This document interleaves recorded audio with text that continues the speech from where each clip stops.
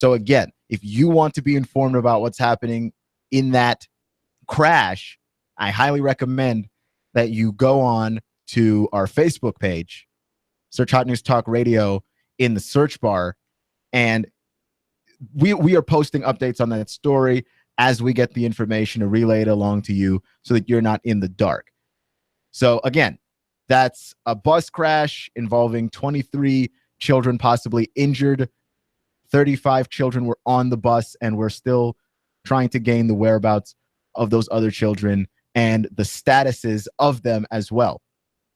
Mayor Andy Burke has urged anybody looking into this, if you're a parent or a concerned guardian, to go to Woodmore Elementary, not to Brainerd itself, because it's very difficult to traverse, and getting information that way is going to be very hard to do. So again, Woodmore Elementary.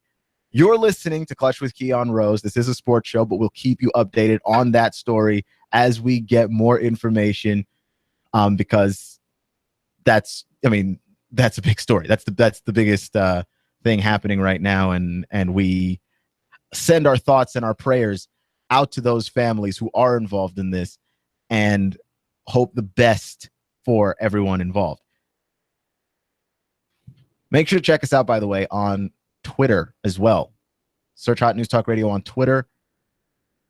Nooga Radio is our handle. This is AM 1240. Make sure to check us out, by the way, on our website, noogaradio.com. You can listen to everything that we have going on, streaming all of our shows, and also find us on the TuneIn Radio app. So let's just jump into the sports topics du jour, because they're plentiful. This is a rivalry week. This is Thanksgiving week, which means we've got NFL football on Thursday as well. So we've got all of those things happening. We've got coaching rumors. We have the Tennessee Titans disappointing me, but not Marcus Mariota. Mariota still continues to impress. So we'll get into all of those things. Let's start with Florida, the East. I think you can pretty cleanly say Florida's got this one. Florida needed to lose to LSU, and Tennessee needed to go out there and beat Missouri in order for Tennessee to have a chance to win the East. They no longer controlled their own destiny after that loss to South Carolina. And Tennessee, by the way, had more injured players after that Missouri game. Game in which they dropped 63 on Missouri. The game seemed needlessly close going up to the end of the third quarter there, but the Vols pull away. Josh Dobbs powering the offense. And again, I've said this again and again and again. That guy will give you everything. I mean, you have to be impressed with Josh Dobbs. You have to be impressed. This guy will give you everything he's got. And every time it looked like, okay, here come the Vols, here comes the implosion that we've gotten used to in this second half of the season. Every single time it felt like that was going to happen, Josh Dobbs answered with a touchdown. Every single time. I mean, the guy was breaking off huge runs. It felt like by himself at times. So, yeah, Josh Dobbs, absolutely impressive. His legacy at Tennessee is going to be that he's one of the best quarterbacks Tennessee's ever had. Right? Like, he has to go down that way. He is nothing short of absolutely impressive. Down here in the great state of Texas. So we're given the challenge. What are we going to do? Well, we're going to work harder. We're going to provide for our families. So then we get and we're going into our news update right now.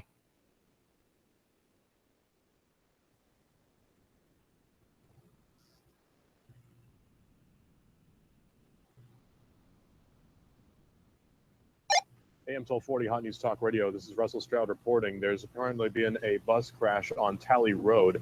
23 victims confirmed, multiple unconfirmed fatalities. We can confirm that there are multiple fatalities, but we can't confirm how many yet. The driver is reported to be cooperating with police. Blood Assurance is now asking for donations. A news conference just happened at 6 where Tracy Arnold, the assistant chief of the CPD, confirmed it was a single vehicle crash. It was on Talley Road. K to 5 is the ages, so kindergarten to 5th grade, so about 5 to 10 years old.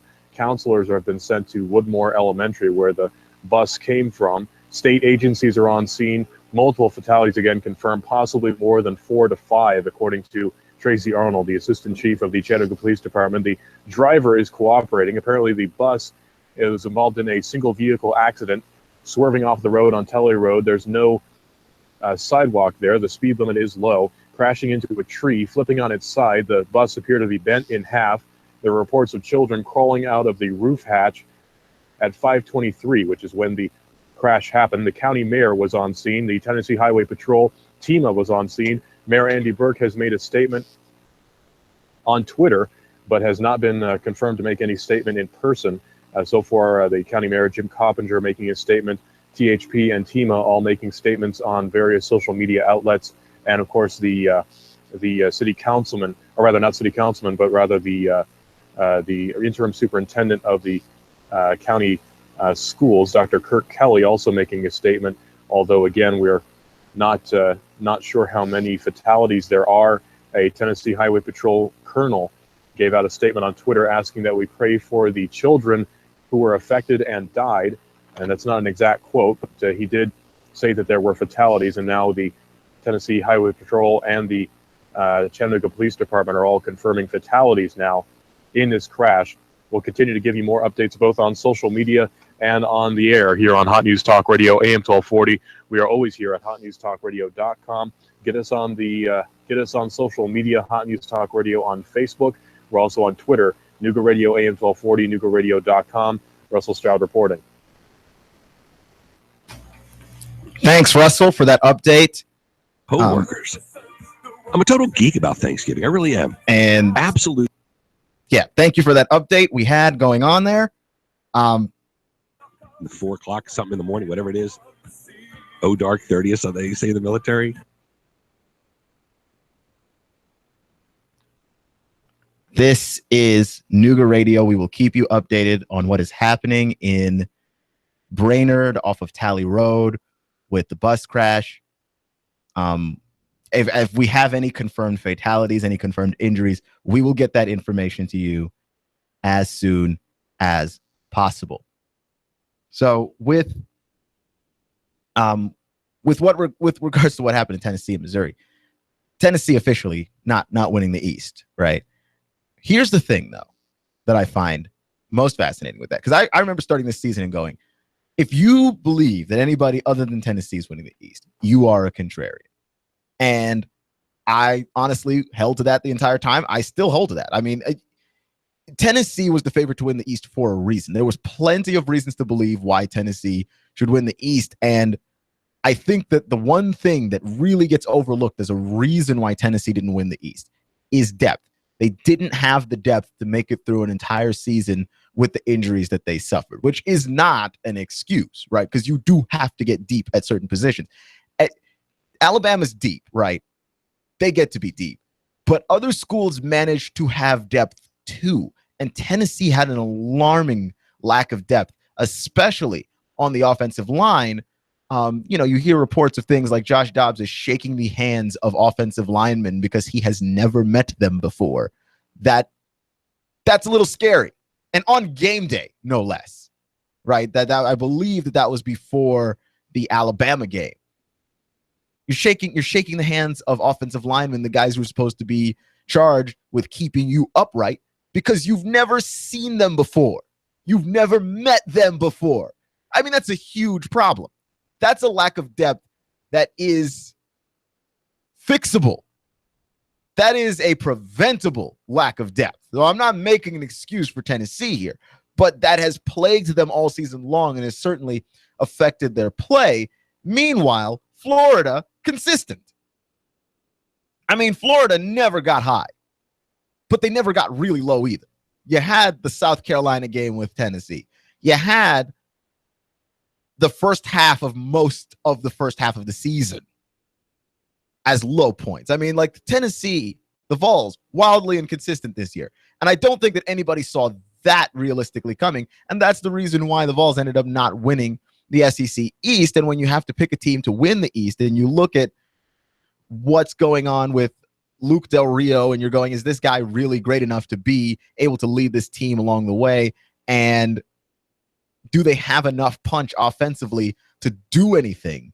Yeah, they had just enough. And beating LSU and proving me wrong, because I didn't think they would be able to beat LSU.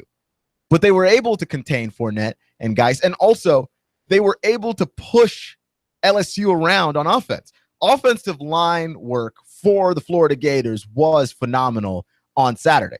They were aggressive, they were strong, and they were able to get solid yardage on the Tigers on the ground. I mean, it wasn't something that you showed up and you sling the ball all over the yard. And I imagine that was never going to be the way that you were going to beat LSU to begin with. But it is impressive to see a team come out and be dominant on the ground and be a dominant force in the running game against a school like LSU, who is very good defensively. And you've got to think that with that win, you've punched your ticket to Atlanta. You got a chance to play spoiler against Alabama here. I mean, I still don't think we're going to do it. But are we starting the tradition here of Florida winning the East, getting punched in the face by Alabama? Is that what we're seeing? Because we saw it last year. I don't think that anybody thought Florida was beating Alabama last year in the SEC title game. And somehow I feel like the gap has gotten larger between last year and this year. Florida and Alabama is a much wider gap now than it was a year ago, which is crazy. There was plenty of reason to believe that Tennessee was winning the East, but now that Florida's won the East and you've watched Tennessee this entire season, there's no way you're shocked, right? Like, I thought before the election, there was no way Donald Trump would ever be president of the United States because of who the guy is. I mean, you see all the scandals, you see everything that happens every time he says something, opens his mouth to talk.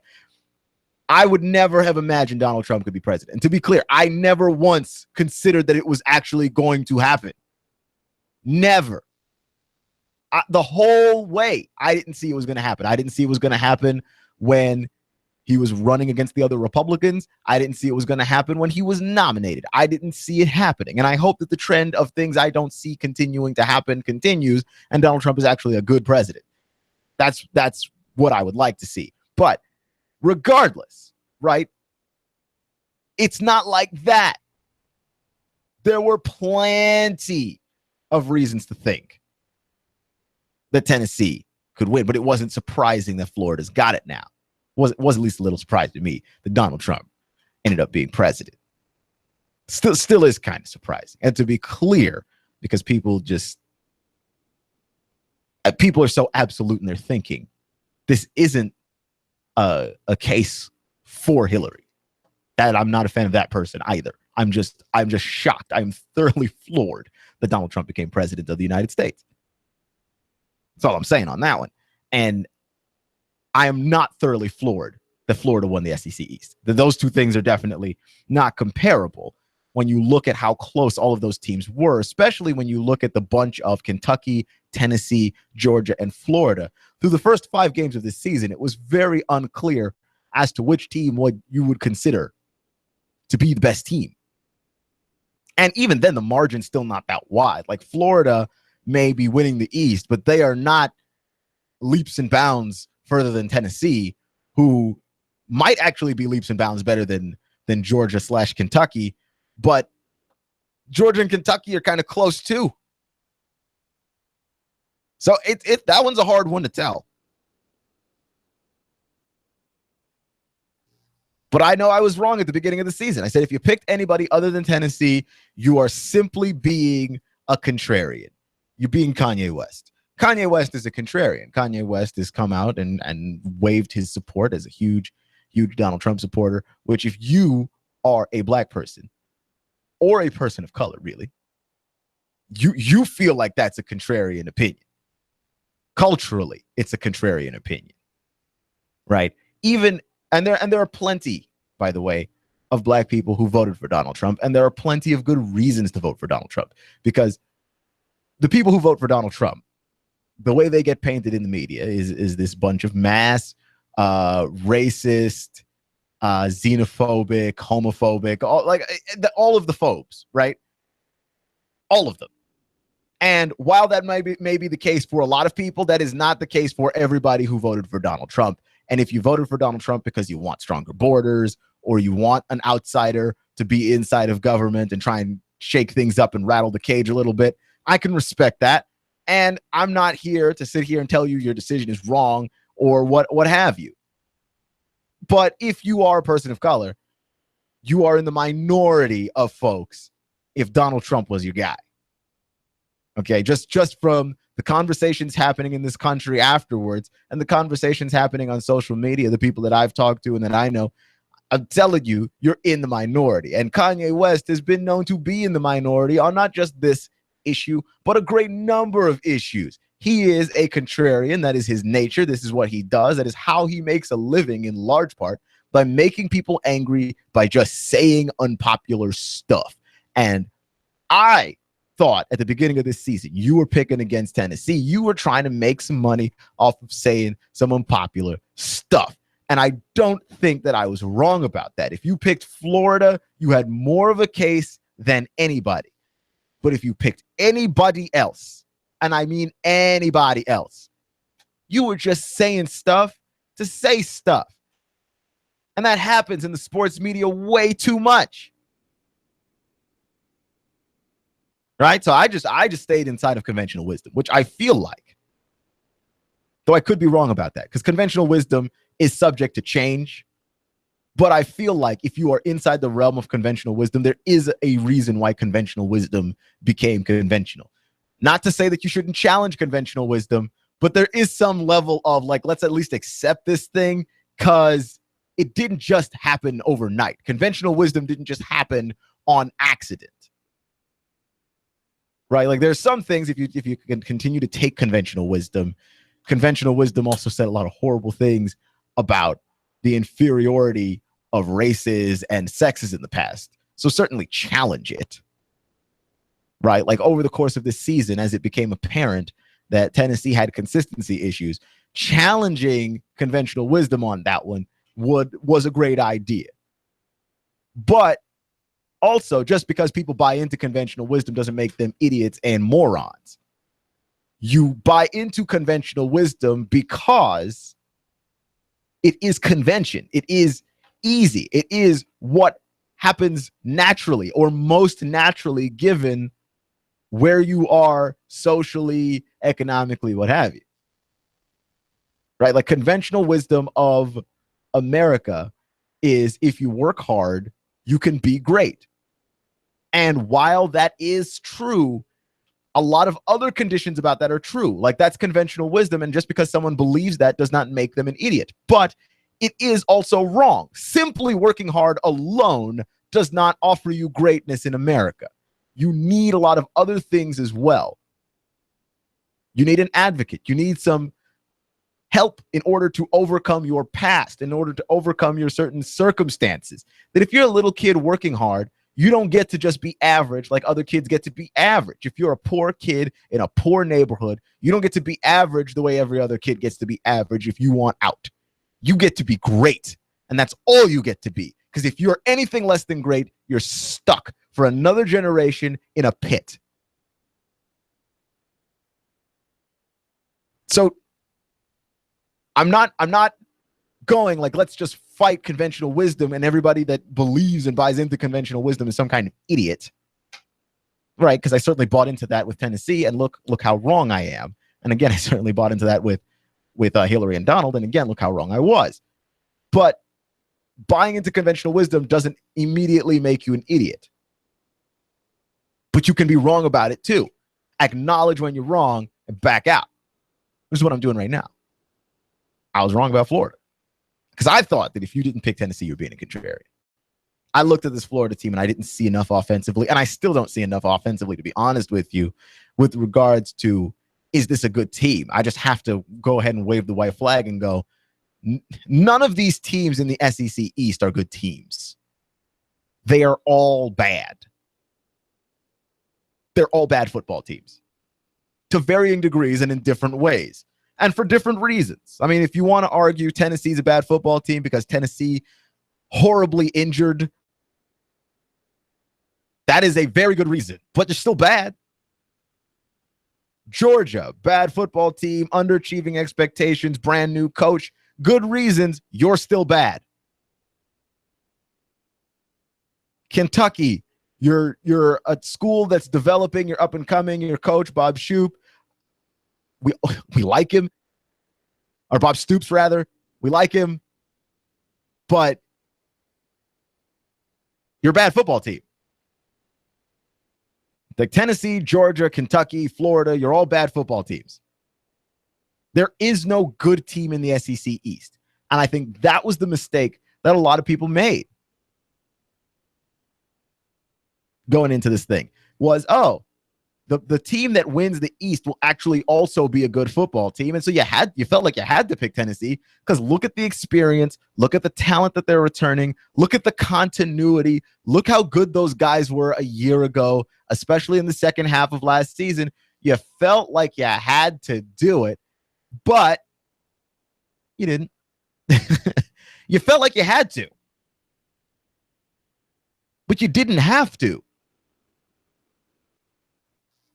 You're listening to Nooga Radio, Clutch with Keon Rose. Bus crash on Brainerd, Tally Road in Brainerd. And it is a serious crash, is what it's being described by the Chattanooga Fire Department. And not only that, but the bus was carrying kindergartners to fifth graders, about 35 children involved in the crash. 23 have been confirmed as patients taken to hospitals. Please follow us on Nooga Radio to continue to get updates on this story. If you are a concerned guardian, party, or parent, Woodmore Elementary School, report there and not to Brainerd Road. Again, Woodmore Elementary School, report there and not to Brainerd Road. The media is being pushed back. Everyone is being pushed back, and it is impossible to travel that way at this particular juncture. Again, stick with Nooga Radio in order to get these kinds of updates. We've got you covered. Nobody covers more news in the greater Tennessee Valley area than us. This is Clutch with Keon Rose, and we're going to get back to football talk at the other side of this. Jay Cutler, where does he go next?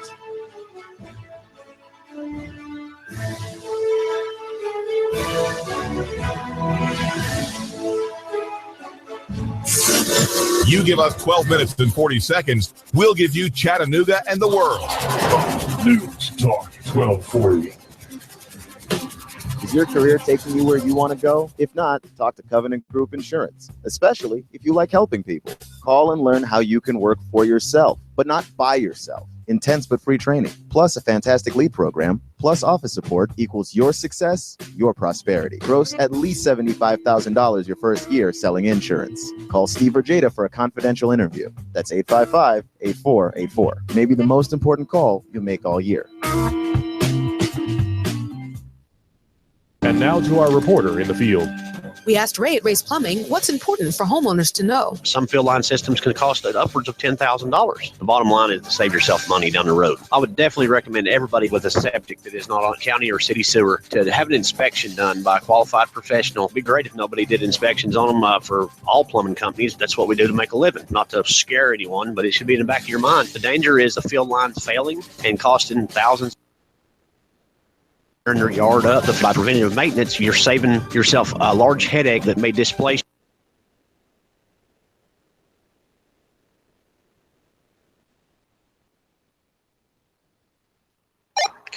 Russell Stroud with Hot News Talk Radio, AM 1240, Nooga Radio, AM 1240, NoogaRadio.com. This is just now coming in from the DA's office here in Hamilton County in our district. 6 children now confirmed dead after a bus crash in Brainerd. 6 children now confirmed dead. Again, 6 children confirmed dead after this bus crash in Brainerd on Tally Road happening at about 3 o'clock in the afternoon.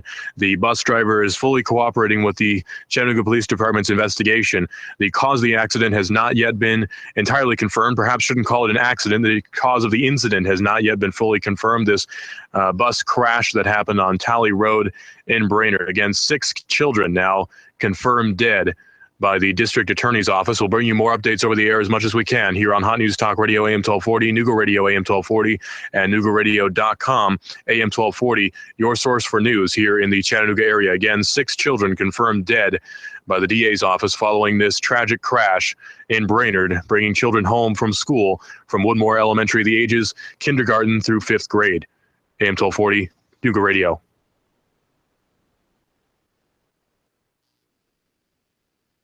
Yourself and your family, that happens more often than you think. The waste is designed to stay in the tank, and that waste will build up over time. Even with treatment, we have to help that waste break down. Ultimately, preventative maintenance is the key that will keep you from spending $5,000 to $10,000 on replacing your septic system. The bottom line is to save yourself money down the road. Call Ray at Ray's Plumbing, 421-6341, 421-6341. Looking for a dream home, or maybe you're just a first-time home buyer? Let an agent get you started today on your house search. If you're a real estate agent looking for a change, see what Exit can do for you. The agents at Exit Realty Scenic City are confident they can sell your house. They can do it in 99 days or less. If no one works harder for you than agents at Exit Realty Scenic City, licensed in Tennessee and Georgia. Exit sells quickly all types of commercial and residential properties and vacant land. Looking for a dream home, or maybe you're just a first-time home buyer? Let an agent get you started today on your house search. If you're a real estate agent looking for a change, see what Exit can do for you. Training, technology, branding, culture, and financial freedom. Again, Exit Realty Scenic City. Call 423-551-EXIT to learn more. Call 423-551-EXIT and learn more. Terms and restrictions may apply. Cash, cash, cash, and more cash. Rick Davis has the cash when you sell gold, silver, diamonds, rings, and jewelry. Sell Rick your precious metals today and lock in your price. Hey, Rick Davis will trade your cash for shiny, brilliant, and heavy gold. Gold cheaper now by $100 an ounce. Join the Rick Davis Silver Bonanza too. Prices so low, the Lone Ranger is bound to gallop in, Kimosabi. Hey-ho, silver, away! The markets are changing, so buy now. Cash, cash, cash, and more cash for your silver and gold, gold, gold. Rick Davis, 5301 Brainerd Road. That's 5301 Brainerd Road. Rick Davis Gold and Diamonds. Oh, and cash, cash, cash. You know where it is. Hey-ho, silver, away! Nooga Radio, AM 1240, Russell Stroud reporting. Packing heat paid off for one man after he was almost robbed at the Days Inn Motel on Carter Street. Police got a call of a man shot and found that it was the robber who was shot and not the victim, who was Stan Lindsay, 59 years old. Instead, they found the body of 42-year-old Delane Carlos Price dead on the ground. Police say Mr. Price has an extended criminal history. No charges are expected to be pressed. 2 serious car crashes over the weekend, one starting when a woman's car careened off the road into the oncoming lane and smashed into a UPS truck, throwing her from her car. She was not wearing a seatbelt. The UPS driver, David Weathers, was hurt as well. They were both taken to the hospital. And in Soddy Daisy, a man crashed over a bridge on Dayton Pike and into a creek bank. Police believe alcohol was a contributing factor. He was trapped in his car and firefighters pulled him out, and they believe alcohol was a contributing factor. Make a child's dream come true. Go to the Chick-fil-A at Northgate Mall. Pick out a tag, buy some presents, and make a child's dream come true. Expect clear skies to continue through your nighttime hours. Cold and frosty again overnight, lows 28 to 30. For Tuesday, though, a nice day. A little warming trend picks up, high 60 to 64. As we head into Wednesday, more clouds. A late shower or two will push in with drier and pleasant weather for Thanksgiving Day. This forecast is brought to you by Hamilton Medical Center in Dalton, featuring their neurosurgery and spine center now open in Calhoun. Stop putting up with back pain. For more, 706-529-9041. And I'm Gene 12 Chief Meteorologist Patrick Orr. On AM 1240, Hot News Talk Radio. Martin Truex Jr. is off the pace and he is headed to the pit lane. Elliott powers around the outside. Michael McDowell pops a right front tire. Here's Martin Truex to the bottom. Blaney blocks him off too. Meanwhile, Chase Elliott went 4 wide on the back straightaway. They're side by side for the lead. Hear it live on Chattanooga's official NASCAR radio station. Hot News Talk 1240. The voice of NASCAR.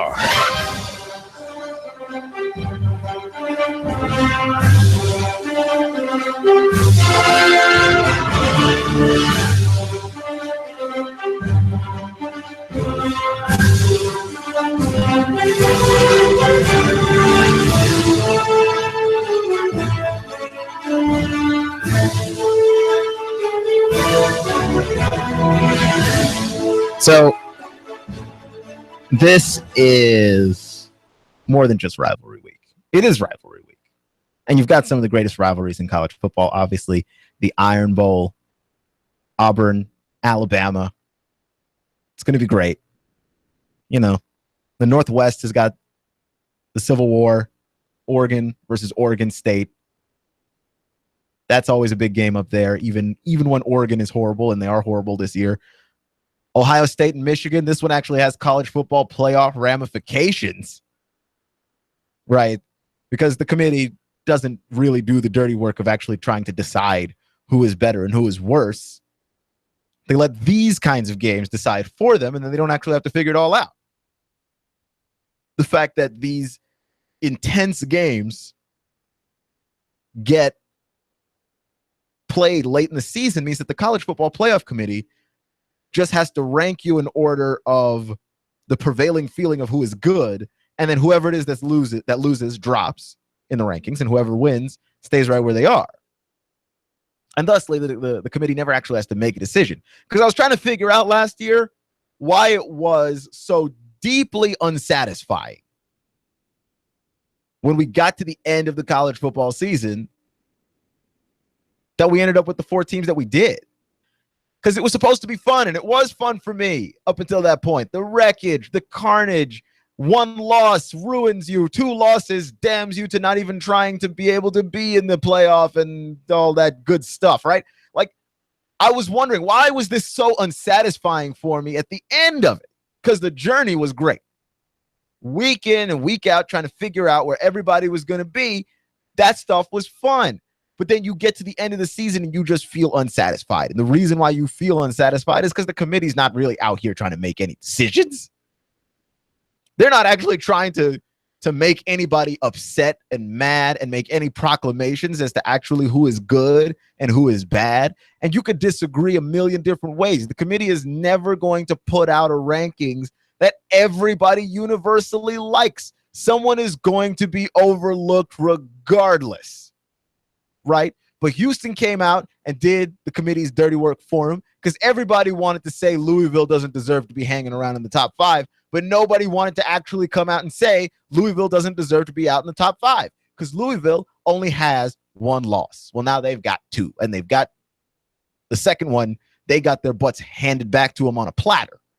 So that was pretty decisive for the committee with regards to figuring out, okay, well, we don't have to respect Louisville anymore. We can just drop them off the face of the earth. Let somebody else do the dirty work for you. The committee's never going to have to decide who the 4 best teams in college football are ever. They wait until the very end, and whoever has the least amount of losses while being able to coincidentally say they are a conference champion, those are the teams that are getting in. Now, we saw this with the Big 12 when Baylor and TCU both got declared co-conference champions because the Big 12 doesn't have a conference championship game. The best team in the league gets chosen, and the Big 12 tried to be sly and see if they couldn't get 2 teams into the college football playoff, and then in the result actually made it so that neither team got in because the committee was like, look, you're not a definitive conference champion. Your schedule is weak. They let the Big 12 do their dirty work for them. They're not making any real decisions, and it kind of stinks, and it's ruining the product. And here's the thing.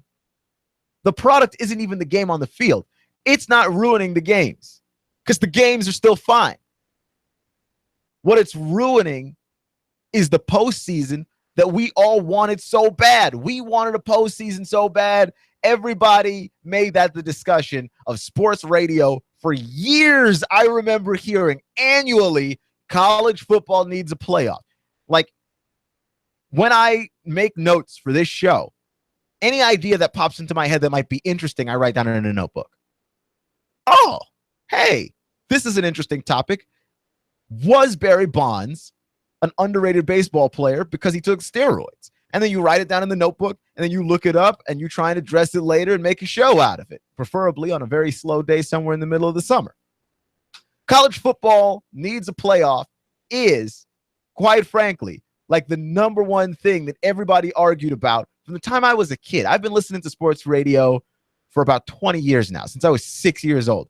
And that has always been a topic of argument. Finally, we get the playoff, and it's not what we thought it would be.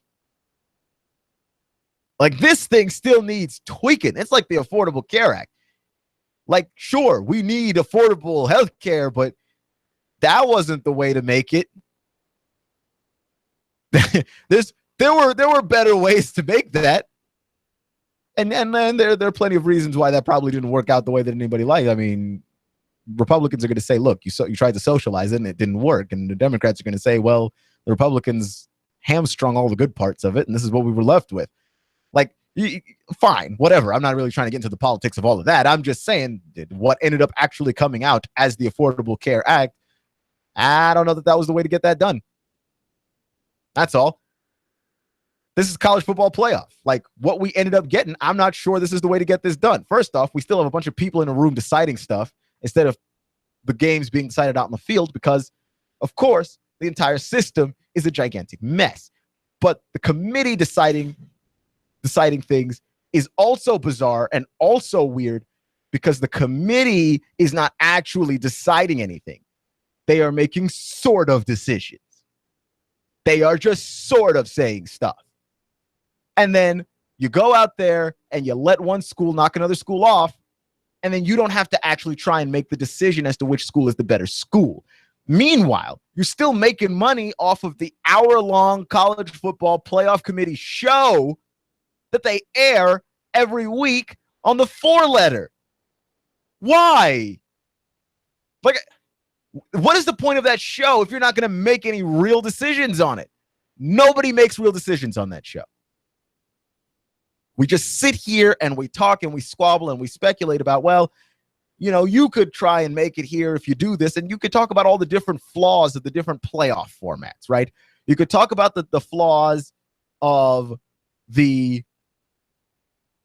NBA playoffs. Like, look, half the league gets in. The Eastern Conference is weak, so we don't even get to see all the best teams inside, really. You go to the baseball playoffs where, you know, you end up rewarding teams in a hot streak. March Madness is the same way. If you get hot in March, that's really what matters. Look, I get all that. But this is like the worst of them, because we're not deciding who's the best on the field. We're deciding who's the best in a room. And we've only expanded it from 2 teams to 4 teams. And my solution here, by the way, isn't even make the playoff bigger.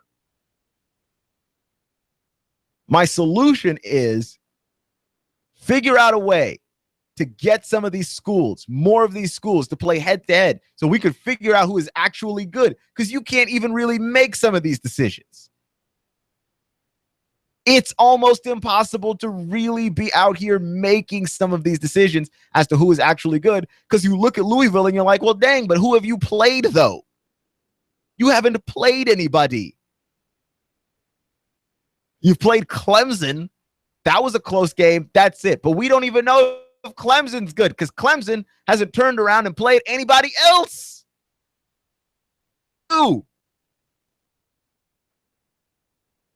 You're listening to Nooga Radio. Keep it locked in for the best in local weather, news, traffic, and sports. Again, the update that we have, we are giving you a continued update so far as the information keeps pouring into us on what is happening on Brainerd. In the Brainerd area off of Tally Road, there's a bus crash. The bus was carrying kindergarten to 5th grade students, so ages 5 to 10. The bus was in a single vehicle accident. One of the students on the bus said that the bus hit something and then fell over. All we know is that the bus ended up wrapped around a tree, according to photographs, and students had to exit through the top hatch, the roof hatch of the bus, according to some reports. According to the DA's office, we have 6 confirmed dead. So this tragic story is turning into an even more tragic story. And here at Nooga Radio, we are trying to keep you informed to the best of our ability. Our thoughts and prayers go out to the families involved in this tragedy. And we hope that they're able to find peace, and we're able to do the best that we can to make sure that everybody understands and knows their story. And if you are somehow involved in this, make sure you head to Woodmore Elementary School and not to Brainerd Road itself. You're listening to Nooga Radio. This is Clutch with Keon Rose. We will delicately move back into sports. I want to talk about the Jimbo Fisher rumors, because you got to talk about the Jimbo Fisher rumors, because Ed Orgeron had as good a shot as anybody at taking this LSU job and reining it in. But he had to win out.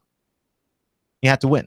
He proved that he could win with this roster. So you've got to win with this roster. Like, people aren't going to give you another year. They're not going to extend you another 2 or 3 years.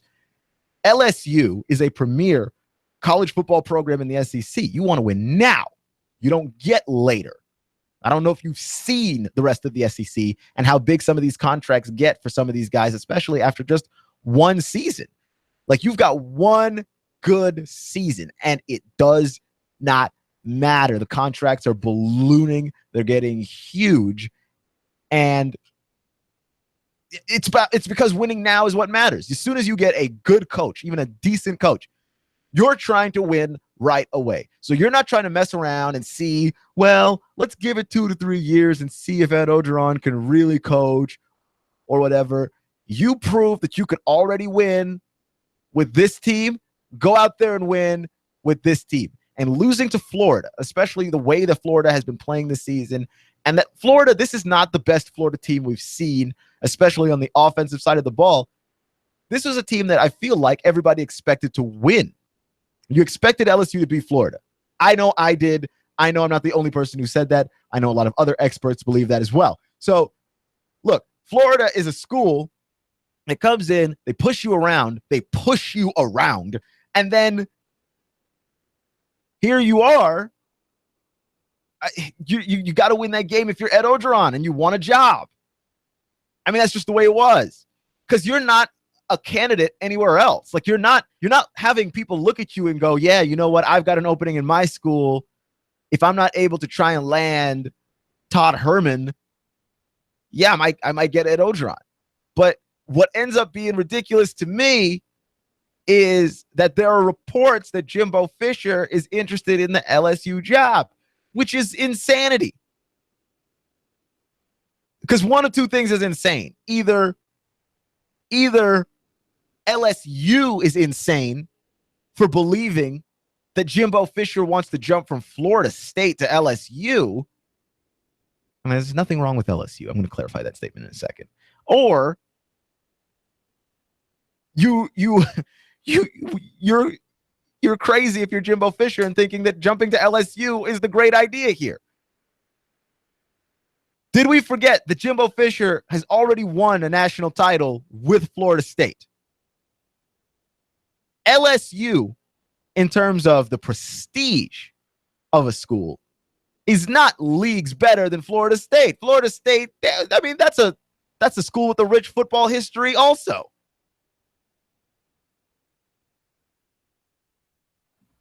A rich football history. You cannot jump from Florida State to LSU and consider that some kind of vast improvement. Jimbo Fisher to Texas makes more sense, and I don't believe Texas has made that call. Do you believe that Jimbo Fisher is really trying to go to LSU to start over? It's not like Jimbo Fisher is being a bad coach out here on borrowed time. Now, you might want to go to LSU and start over because you've already begun this career arc of we won the national title, and it doesn't look like we're doing a whole lot more since then. But to be fair, you did have the once-in-a-generational type talent of Jameis Winston, followed by not Jameis Winston. But anybody but Jameis Winston, you're kind of going downhill there. I mean, you saw the same thing happen at Stanford. Stanford went to very high heights. They were a trendy pick for a lot of years, that Andrew Luck was there, the entire time that Andrew Luck was there. And you went from Andrew Luck to not Andrew Luck. And I know Ben Hogan was good, or not Ben Hogan. His last name was Hogan. I don't remember his first name. He was a good, solid quarterback. And Stanford continued to win football games. But you went from Andrew Luck to some guy not named Andrew Luck. You're just not going up from there. You went from Jameis Winston to some guy not named Jameis Winston. I don't care who it was. I mean, that's just going to be a tough act to follow regardless. So you might want to jump to LSU and get that clean slate, but you're not going up in prestige. You know, like Nick Saban found himself at Alabama after coaching at LSU, but how could you say no? Well, you went from LSU to the Miami Dolphins to Alabama, but how could you say no as a college football coach to Alabama? Alabama's in that high prestige area. There are some schools in that high prestige area that even when they're bad, that's a good job. Alabama is in that high prestige area. Texas, high prestige. USC, the Southern California version, high prestige. Those are the high prestige jobs. If Florida State's great, but that ain't the high prestige job. I mean, Mark Richt starts turning things around in Miami at U of M over there, that turns into a very high prestige job overnight. Right? Like, we still talk about Miami that way. Ohio State and Michigan, high prestige jobs. Tennessee. If Tennessee is able to string together more winning seasons and actually compete, I think, for the SEC title, be a contender for that thing, then yeah, now we turn this back into a high prestige job. But Tennessee has had so many years of stinking, like not just being kind of bad, but like being really bad, that, yeah, you turned yourself away from being a high prestige job. But there was a time there with Tennessee, high prestige job. That wasn't LSU. Okay, it just wasn't LSU. LSU's great. They're a great school. That's a great job. It's not a high prestige job. State is the University of Miami's little brother. That's just I mean, you're better now, but you for the longest time, you were U of M's little brother. You're not a high prestige job either. So what you're telling me, though, is that Jimbo Fisher would be willing to leave a high prestige job for a not high prestige job. I mean, he would be leaving Florida State, which is not a high prestige job, for another job that's not a high prestige job. So then what is he gaining exactly? And that, you know, there's people saying he's got interest in the job. He doesn't have interest in the job. You know who has interest in this job? Jimbo Fisher's agent. He has interest in the job. And he's going to tell everybody that Jimbo's got interest in the job. And then Jimbo Fisher is going to turn to Florida State and go, look, do you see what LSU is willing to pay me? Do you see what they're willing to pay me? Because if you don't pay me that, I'm a bounce. And then he might actually do it if the money's right. But I don't think Florida State lets Jimbo Fisher get away like that, because they're a football school. Like, this is not one of those things where you've got like Brian Kelly going to Notre Dame, another high prestige job, from Cincinnati. Like, he was like, look, I'm going to Notre Dame. And whether or not we believe he was ever good enough to be the coach at Notre Dame, because they have not done a darn thing since he's been there. They've looked nice, I guess, but they haven't actually competed for anything. They haven't done anything since he's been there. The Cincinnati Bearcats could not financially afford to compete with Brian Kelly. For Brian Kelly. I mean, they're the Bearcats. We're not talking about the Cincinnati Bearcats. We're talking about the Seminoles, a school with a rich football history itself. You cannot expect me to believe Jimbo Fisher is leaving Florida State for LSU. Jimbo Fisher and his agent are using Florida State as using LSU as leverage to get Florida State to pay them more money. That is what they are doing. Jay Cutler and the Chicago Bears. Jay Cutler gets injured yesterday. He is likely out for the season. The relationship between Jay Cutler and the Bears was kind of tenuous from like kind of the beginning, really. Jay Cutler's just one of those guys. But there are some teams that may be interested in Jay Cutler because I feel like this Jay Cutler-Chicago Bears relationship might be coming to an end. And I know a lot of people who are Vanderbilt fans who still mess with Jay Cutler because he's a Vandy guy. So we got to talk about Jay Cutler. He's probably done in Chicago. Well, who the heck wants a Jay Cutler? We'll talk about that next. Clutch with Keon Rose on Nooga Radio.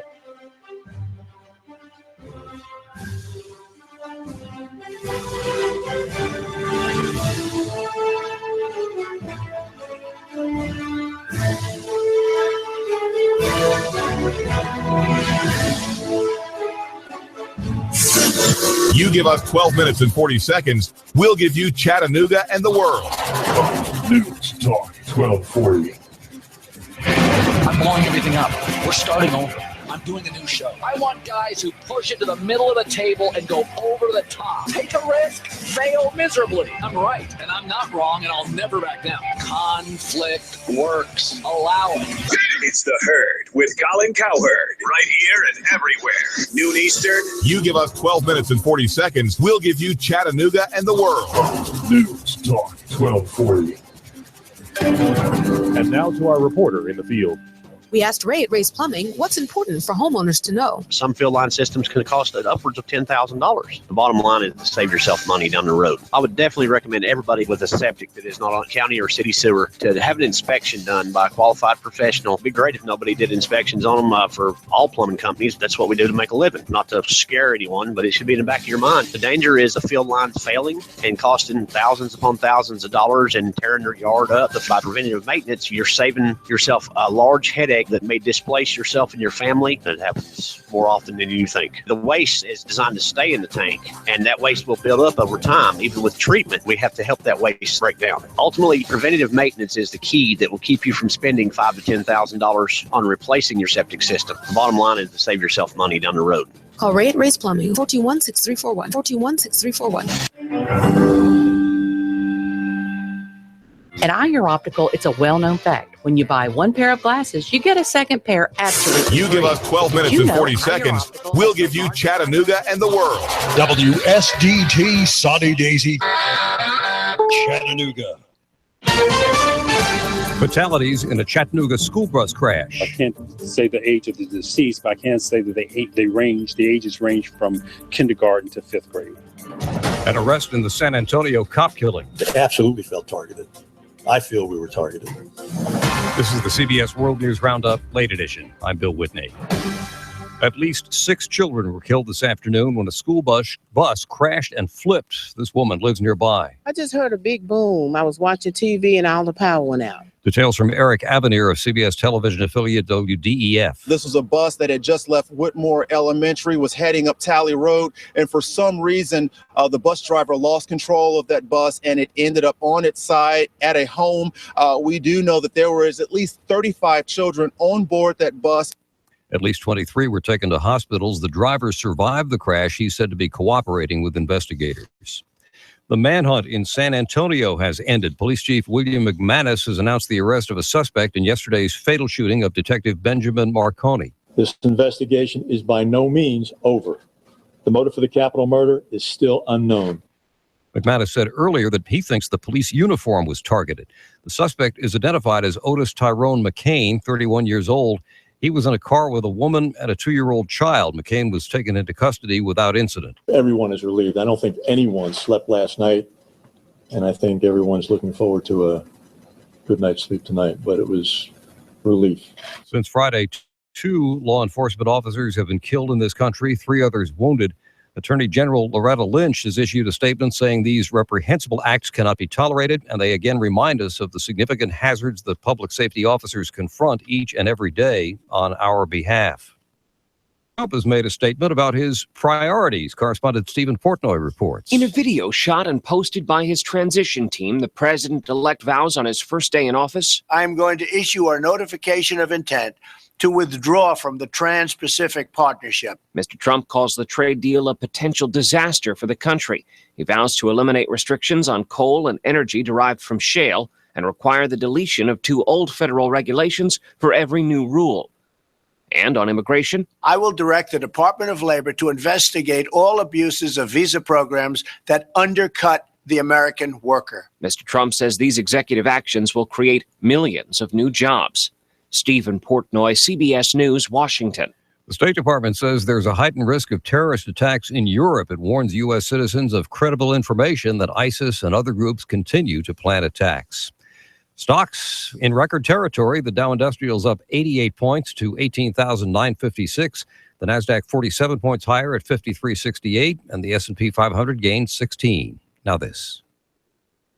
I'm Jay Farner, president of Quicken Loans. Mortgage rates have dropped again. In fact, recently, mortgage rates have dropped to the second lowest level in history. Now is the time for you to take advantage of these historically low rates and save serious money every month by refinancing your mortgage. The rate today on a 30-year fixed-rate mortgage is all the way down to 3.5%, APR 3.57%. Call Quicken Loans today at 800-QUICKEN to see how far we can lower your mortgage payment. For 6 years in a row now, J.D. Power has ranked Quicken Loans highest in the nation in customer satisfaction for primary mortgage origination. And for the third year, they also ranked us highest in the nation for mortgage servicing. It's a great time to refinance with Quicken Loans and save hundreds every month. This ultra-low rate of 3.5% won't last long.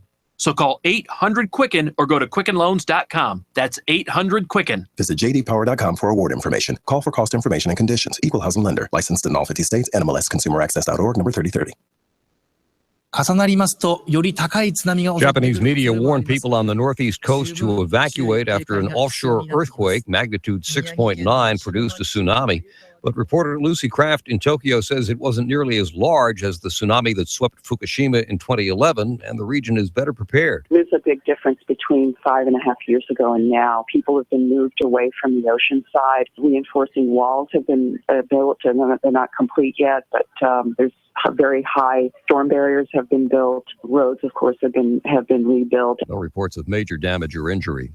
The snow shovels are out in northern New York. Some areas have gotten up to 18 inches of lake effect snow, and forecasters say it's not over yet. Margot Clark lives in Syracuse. Kind of like being inside a snow globe. It's really pretty when you're inside, pretty heavy going when you're outside. You're listening to Finding CBS just the right World place News to live Roundup. can be a daunting task. Stop your search. You give us 12 minutes and 40 seconds, we'll give you Chattanooga and the world. News Talk 1240. Here's what advertisers are saying about AM 1240. HotNewsTalkRadio.com. Radio station, they really care. They're always calling me probably once a week, checking on me, seeing how things going, see if they want to change any of the ads or do anything different, seeing what my needs are. Gotten business off the ads that you do for me, and seems to be working well at this point. Prices were very fair. Areas in this town that we aren't able to get other ways, your radio station is able to help us out, and I really appreciate that. We've been very pleased with the services we've got. It seems like everybody over there cares about what they're going to do, how it's going to work for us on this end. And we've been very impressed with the creativity of the ads that we've heard. And they always seem to be right on point, even without us having to come up with what's going to be said. I've been doing business with News Talk Radio for quite some time. It's the best place and the best value you can get for your advertisement. The commercials are great. They're very professional. I was actually blown away. The commercial that they put together was awesome. It was way far above all the other radio stations we've dealt with. The best we've had yet, guarantee you, by far. AM 1240 HotNewsTalkRadio.com gets results. Let us get results for your business. For no obligation free consultation, call General Sales Manager Steve Johnson. Call 423-240-5459. That's 240-5459. Or you can always email Steve at NougaRadioSteve@gmail.com. That's NougaRadioSteve@gmail.com. AM 1240 Hot News Talk Radio. We get results.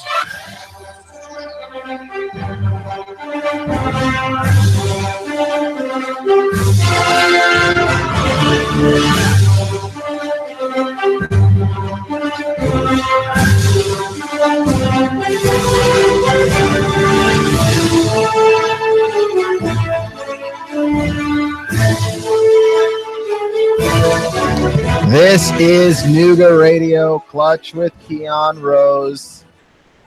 The segment that it kind of strayed away a little bit. We do the community corner now, so we kind of got away from Jay Asks, where Jay asks questions about sports on behalf of significant others everywhere who are not as into sports as the ones that they love. So thank you for coming back here, because it's a Thanksgiving edition of Jay Asks. We have Thanksgiving football coming up later this week, and so we've got to talk about whatever you want to talk about. What questions do you have around football? It's also playoff time football coming up around the corner. Let's fire away. Well, Keon, I just have to be honest with you. Throughout the course of our dating history, myself in sports, obviously, I have not been the most knowledgeable person about anything sports related. And I think today, the question I have for you is football and Thanksgiving. Like, why is that a thing? Like, isn't baseball the American sport? Why football? That's a good question. I don't know necessarily why football. Okay. I do know that football on every level, and not even just the NFL, college and high school football have been played on Thanksgiving going all the way back to 1920. Oh, wow. And I don't know what caused the pairing of the two, because like you said, baseball at the time was America's sport and was for years even after that. The NFL didn't really start to come into prominence until the 80s. So I don't know necessarily why. Now, the NFL itself as a league, whenever the NFL sees a trend that it can make money off of, it does make money off of it. And if you are already in a building sitting down eating food, then the next thing that we are going to shove in front of your face is football, because that's a layup right there as far as ratings and money goes. You're home, you're not going anywhere, you're stuffed, and you don't want to move. Football right in front of your face. Now, there are some traditions with regards to certain teams that end up playing on Thanksgiving always. Okay. So, man, I don't even know where to go with this. I have so many questions. So, okay, let's talk a little bit about the teams, right? Like, so I'm assuming that, it's based on your record, or everybody's name gets put in a hat to be drawn. Like, what? How do we choose the teams for football? It's not Football Sunday. What is it? That's it. It's just Thanksgiving turkey football. Bowl. I guess. I mean, it's Super Bowl. There is no real Cranberry official sauce bowl. something. Turkey and the gobble. You're just making me hungry right now. But so, I don't know necessarily who. Like, there's certain teams that end up playing, and it's just random. Like, because your schedule gets decided before the season starts. But the Lions and the Cowboys always play on Thanksgiving. The Lions and the Cowboys. Yes, and not each other, just on that day. So somebody plays the Lions, somebody plays the Cowboys, and then two other random teams play. But the Lions and the Cowboys have to be there, and it's been that way at least since 2006. Why the Lions and the Cowboys? I understand why the Cowboys. Why the Cowboys? The Cowboys are, as they call themselves, and as a lot of people will attest to, they're America's team. They got very popular in the 90s, and they're still a team that a lot of people like. They're like the New York Yankees in baseball. They are just kind of considered this very large, very prominent, a monolithic team. They've got an identity. They're a rich team, and the Cowboys are just a very popular team to like. So that they've got that history. Why the Lions? Now you're starting to ask questions I don't know the answer to, because the Lions, up until very, very recently, were dreadful. And I don't know who wanted to watch the Lions on any given day outside of Lions fans. I mean, okay. So I know that, like, the Cowboys, I'm sorry, I'm like trying to get adjusted here. I'm like, yeah, it's a weird chair. Not the tallest person. It's an odd chair. And I'm trying to sit on a chair. This is Nooga Radio. Jay Asks, where we have a girlfriend asking questions on behalf of other girlfriends and significant others who do not understand the big deal about sports. Right. Okay. So Thanksgiving edition. As I fight chairs that don't want me to sit on them. So, okay, we've established that the Lions and the Cowboys are two teams that play always, although they play others. Do we know how the others are selected? Just when they show up in the schedule, because the league at that point has a few things. Like, the Cowboys play, for instance, in the NFC East. So then, I believe every 4 years they'll play two of the other divisions, the entire NFC East will play like the AFC West or something, or the AFC East. And then that's your entire schedule is then based around playing the other 4 teams there. And then you play a bunch of other teams who are, if you finish last in your division out of 4 teams, you play another team that finishes that finished last in its division. And that's how also gets your schedule gets decided. So once that part of your schedule gets decided as to who you're playing, then the league tries to work out who goes where and when. And if a game happens to fall on Thanksgiving, then it falls on Thanksgiving. Gotcha. Now, what the league likes to do also is put rivalry games on Thanksgiving because ratings. So the Redskins will be playing the Cowboys on Thanksgiving. Always? Not always, but this year, and they played, I believe, 2 or 3 years ago on Thanksgiving. The league tries to get it so there's rivalry games if they can, if the schedule works out that way. So the rivalry games work like, I don't know, boxing or whatever, right? You might have to explain that question a little bit more. The more intensively the rivalry is the more intensive the rivalry is, the more likely you get higher ratings, yes. Higher money, and higher money. You've got playoffs on the line. So yeah. Okay, so more questions about football and Thanksgiving. So we've established that it's just a thing. We've established that the Lions and the Cowboys are going to play in some controversial. So randomly, if the Cowboys are going to play the Redskins, but we're not going to call them the Indians because they're not the Indians, they're the Redskins, which seems odd, and I'm not going to go on that. Yeah, I mean the same thing with Atlanta. They're the Braves. You can't call them the Indians because they're the Braves. That's just. I'm just not going there. Yeah. I just can't. Is the team name racist? I wasn't gonna go there. All right. Some of us just don't like that word. Okay. I avoid that question all the time. Sensitive. All right. Like let's just whoa, just whoa. Right? But like, does that mean like the Lions play the Lambs? Is there a team called the Lambs? Wouldn't that be like the most epic Lion rivalry? No. First off, no, because you would assume then, just if you're going based purely on mascot, that the Lions would win. But also there is no team called the Lambs. That's prejudice. Because you want to go. The Lambs could be a good team. It is prejudice, but no, the Lambs could not be a good team. Why not? For the same reason the New Orleans Pelicans can't be a good team. You think that they'd be bad? I don't like you right now. I know. So okay, serious question. When we're talking about football and Thanksgiving, like what time is the time that you start the game? Because if you started too early, you miss Thanksgiving dinner, traditions of families getting together and breaking off. This is why the NFL is the NFL. The NFL knows that, okay, in football, there are 3 phases to the game. There's offense, defense, and special teams. And I don't know what any of that means. Well, okay, I take that back. Offense, defense. And special teams is when they kick the ball off. That's not necessarily offense or defense. That's just kicking. That's special teams. Okay. So the NFL knows that there's 3 phases to your Thanksgiving. There's pre-meal, there's meal, and post-meal. And there are 3 games. Oh. And they don't all happen at once. There's the game that happens in the morning. There's the game that happens in the middle of the day. There's the game that happens at night.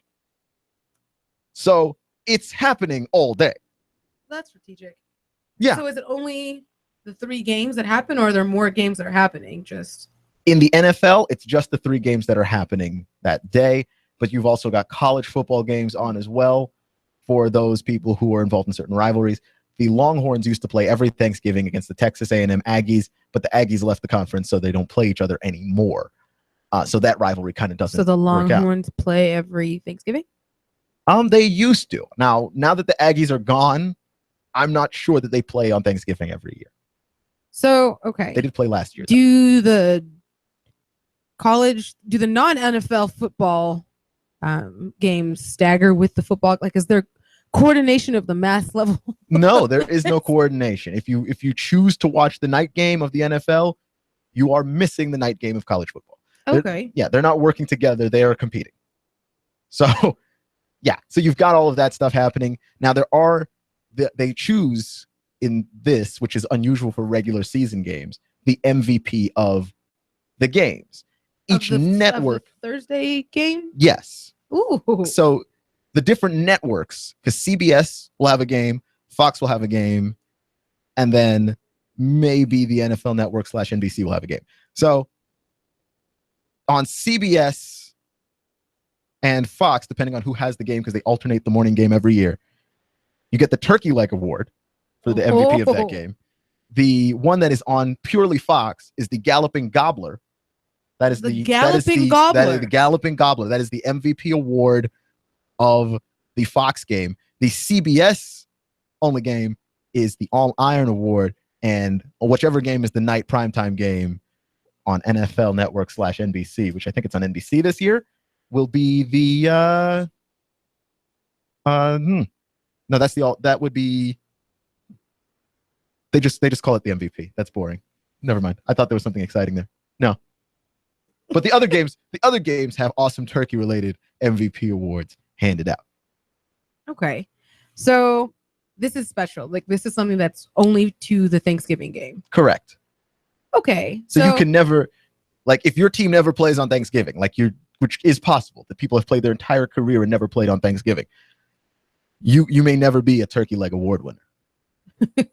So I guess my next question, this might be like the most not sports question of sports questions. Let's give it a shot.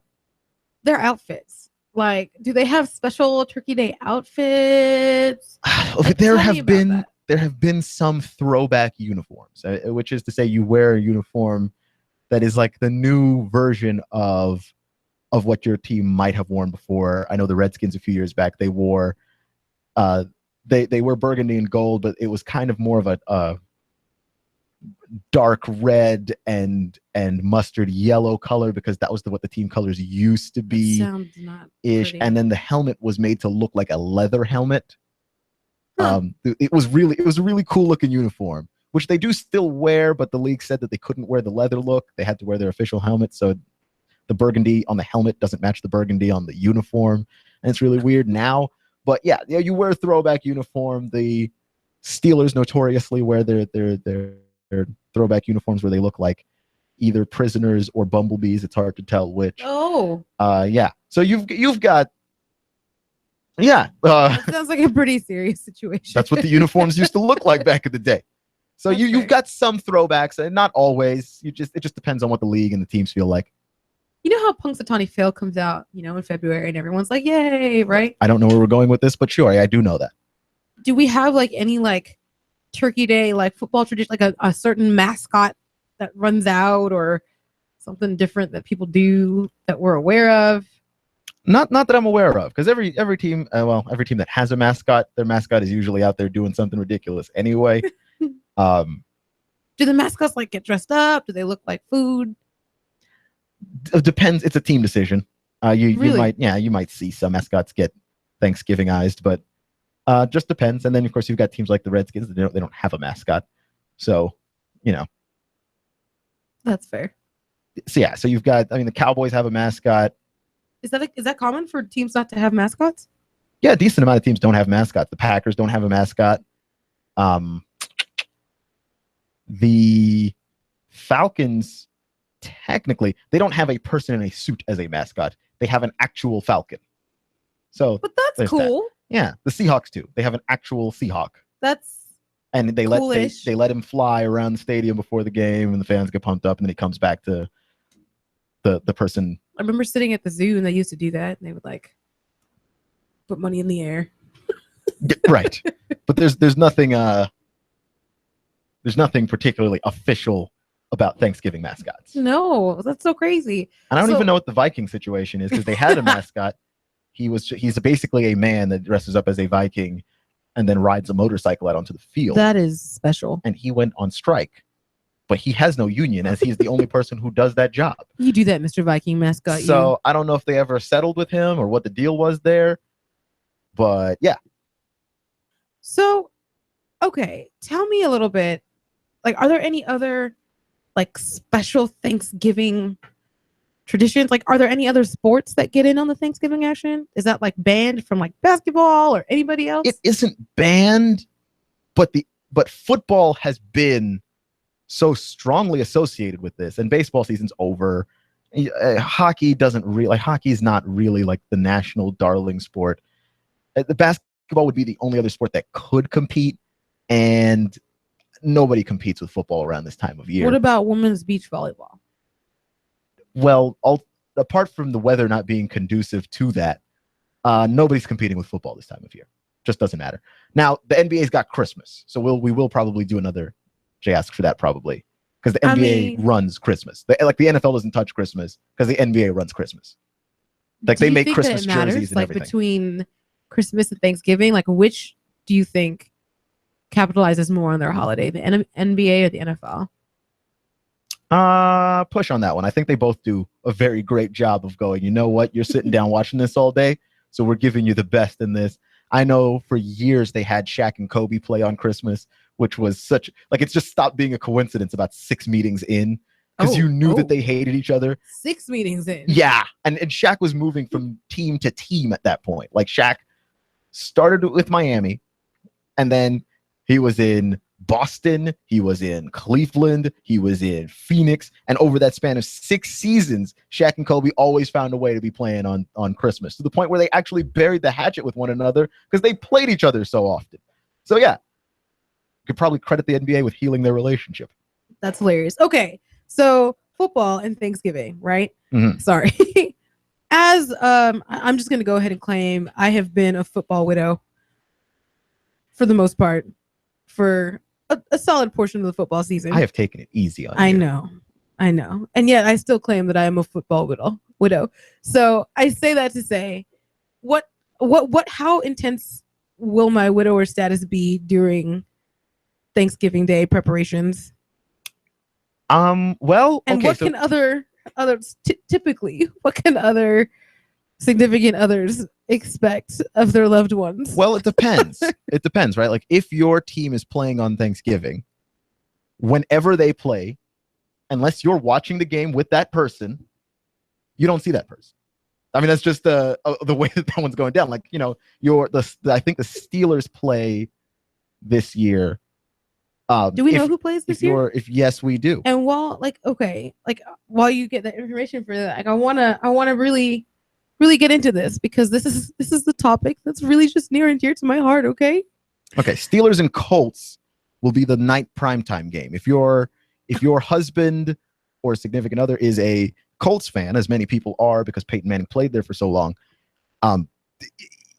if they're watching the game, if you're not there with them, that's a wrap. For Super Bowl Sunday, it's expected, right? I know I'm gonna make your favorite snacks. You're gonna have a good time, all right? But my question is, for Thanksgiving, at what point can I say we're going to pray to Jesus and thank him for the things that we thank him for during the Thanksgiving holiday? Can you turn off the television as we sit around the table? And depending on who it is and who is playing, maybe not. The Redskins play at 4:30. This is my team. They play the Cowboys, whom I hate more than most things on this planet. That is going to be a block of time where I'm watching football. Like I cannot tell you that I'm going to be able to put it down. I can't promise you that. I mean, I hear that. All right, I hear that. So what you're saying is that I would need to have Thanksgiving meals before 4:30, or else I might not have you. Oh, or after, or like or watch it with me. I mean, I don't know how else to word that there. Because, I mean, and then you've got the 12:30 game with the Vikings and the Lions earlier, which that's just an interesting game with lots of playoff playoff Tennessee? ramifications. Does Tennessee play? The Titans do not play on Thanksgiving. Is that on purpose? It's not on purpose. It's just, there's only 3 games, and the Titans were just not picked this year. And it just didn't work out in the schedule that they would play on Thanksgiving. Gotcha. Have they ever? Yeah, I'm sure they have. I couldn't tell you off the top of my head when. Gotcha. But I'm sure they have. What about the Bulldogs? See, now we're getting to college football, and I don't know all the college football Thanksgiving traditions. Gotcha. So it's a whole different thing. Yes, college football and granted, the NFL. There is a rivalry this week. Like, this is rivalry week for a lot of schools. You play a lot of the in-state, other bigger schools that are in your state. So Georgia and Georgia Tech will be playing one another this week. That's interesting. What day that is specifically, I do not recall. I see. Man, that's so interesting. Okay, so NFL and what is that? Nope, that's not it. What is the college football? Georgia plays Georgia Tech on Saturday, by the way. Okay. Saturday. So what is the college football acronym thing? It's NFL for it's the National Collegiate Athletic Association. It is NCAA. Yes. I was right. Yes, but it covers all athletics. All college athletics, not just football. Oh. Well, this is so fascinating. I mean, you're learning so much. I don't know anything. This is Jay Asks, where on behalf of significant others who do not know much about sports, nor do they care, this is the segment for you where we just try and educate you as quickly as humanly possible, because Thanksgiving's only a few days away. So, okay, let's get into something really serious then. Okay, we've got 2 minutes. I'm aware. What do myself and significant others need to do to plan, again, around the sanctity of the Thanksgiving meal? You know what would make that person very happy? Mm-hmm. Watch the game with them. Enjoy it with them. Nobody wants to watch football alone. Now, to be clear, you will watch football alone if you feel you have to. But nobody wants to watch football alone. You'd rather watch football with somebody, even if somebody else doesn't care. The fact that you came and watched the game with them means a lot. So what you're saying is, instead of going out of my way to go to Hobby Lobby and decorate my table in a very festive way, I should just scrap the table, scrap the decorations, and move to the couch and the coffee table. Either do all of that before, or you're moving coffee table it up. Because I've done this for many years, my whole life, and I have to say, all the men do this mass migration from the kitchen to wherever the TV is in every house that I've ever celebrated Thanksgiving in. It's just how it works. We don't choose this life. It chose us. Unbelievable. We didn't choose the football life. The football life chose us. I want to make a deplorable joke, but I won't. But don't do that. I won't do it. You don't have to. I can rise above. Do you have any questions, any lingering thoughts that we might have to cover on the other side of this break? No. Just I would just like to know. Last question. What do you plan on eating for Thanksgiving? Well, my brother is in charge of getting some of this food ready. I've heard word of lamb shanks being tossed out. I could go for some lamb on Thanksgiving. We are going to a family member's house, so I'm glad the turkey is back on the table. All of those things. You're listening to Nooga Radio, Clutch with Keon Rose on AM 1240. Make sure to check us out on our website, noogaradio.com. There has been a bus crash over on Brainerd. DA's office is saying there are 6 dead. Possibly we don't know 12. who, possibly 12, but kindergartners to 5th grade. We'll get you updated more during the break and on the other side next. You give us 12 minutes and 40 seconds, we'll give you Chattanooga and the world. News Talk 1240. Is your career taking you where you want to go? If not, talk to Covenant Group Insurance, especially if you like helping people. Call and learn how you can work for yourself, but not by yourself. Intense but free training, plus a fantastic lead program, plus office support equals your success, your prosperity. Gross at least $75,000 your first year selling insurance. Call Steve or Jada for a confidential interview. That's 855-8484. Maybe the most important call you'll make all year. And now to our reporter in the field. We asked Ray at Ray's Plumbing what's important for homeowners to know. Some field line systems can cost upwards of $10,000. The bottom line is to save yourself money down the road. I would definitely recommend everybody with a septic that is not on county or city sewer to have an inspection done by a qualified professional. It'd be great if nobody did inspections on them for all plumbing companies. That's what we do to make a living. Not to scare anyone, but it should be in the back of your mind. The danger is the field lines failing and costing thousands upon thousands of dollars and tearing your yard up. By preventative maintenance, you're saving yourself a large headache that may displace yourself and your family. That happens more often than you think. The waste is designed to stay in the tank, and that waste will build up over time. Even with treatment, we have to help that waste break down. Ultimately, preventative maintenance is the key that will keep you from spending $5,000 to $10,000 on replacing your septic system. The bottom line is to save yourself money down the road. Call Ray at Ray's Plumbing, 421-6341, 421-6341. Looking for a dream home, or maybe you're just a first-time home buyer? Let an agent get you started today on your house search. If you're a real estate agent looking for a change, see what Exit can do for you. The agents at Exit Realty Scenic City are confident they can sell your house. They can do it in 99 days or less. If no one works harder for you than agents at Exit Realty Scenic City, licensed in Tennessee and Georgia. Exit sells quickly all types of commercial and residential properties and vacant land. Looking for a dream home, or maybe you're just a first-time home buyer? Let an agent get you started today on your house search. If you're a real estate agent looking for a change, see what Exit can do for you. Training, technology, branding, culture, and financial freedom. Again, Exit Realty Scenic City. Call 423-551-EXIT to learn more. Call 423-551-EXIT and learn more. Terms and restrictions may apply. Cash, cash, cash, and more cash. Rick Davis has the cash when you sell gold, silver, diamonds, rings, and jewelry. Sell Rick your precious metals today and lock in your price. Hey, Rick Davis will trade your cash for shiny, brilliant, and heavy gold. Gold cheaper now by $100 an ounce. Join the Rick Davis Silver Bonanza too. Prices so low, the Lone Ranger is bound to gallop in, Kimosabi. Hey-ho, silver, away! The markets are changing, so buy now. Cash, cash, cash, and more cash for your silver and gold, gold, gold. Rick Davis, 5301 Brainerd Road. That's 5301 Brainerd Road. Rick Davis Gold and Diamonds. Oh, and cash, cash, cash. You know where it is. Hey-ho, silver, away! Nooga Radio, AM 1240, Russell Stroud reporting. Packing heat paid off for one man after he was almost robbed at the Days Inn Motel on Carter Street. Police got a call of a man shot and found that it was the robber who was shot and not the victim, who was Stan Lindsay, 59 years old. Instead, they found the body of 42-year-old Delane Carlos Price dead on the ground.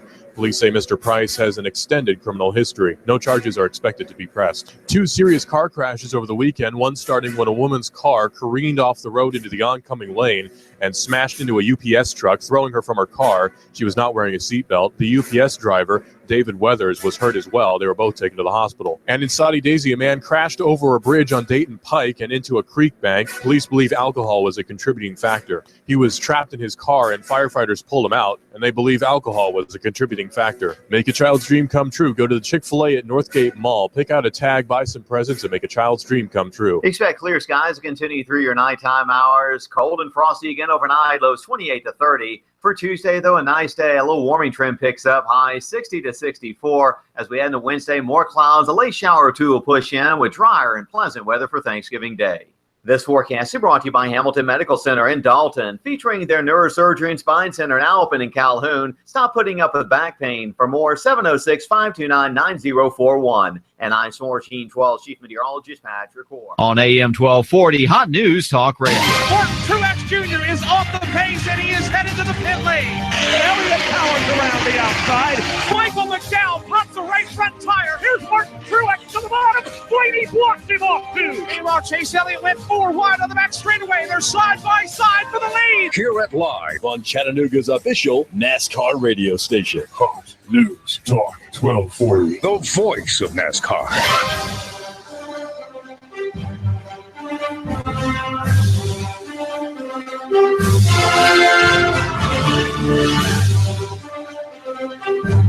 This is Nooga Radio, Clutch with Keon Rose. Russell Stroud, our news director, is covering this story and has been covering this story. I know you've heard the news updates with him in basically all of the breaks. He is going to join us shortly, and we're going to talk about what's happening down there.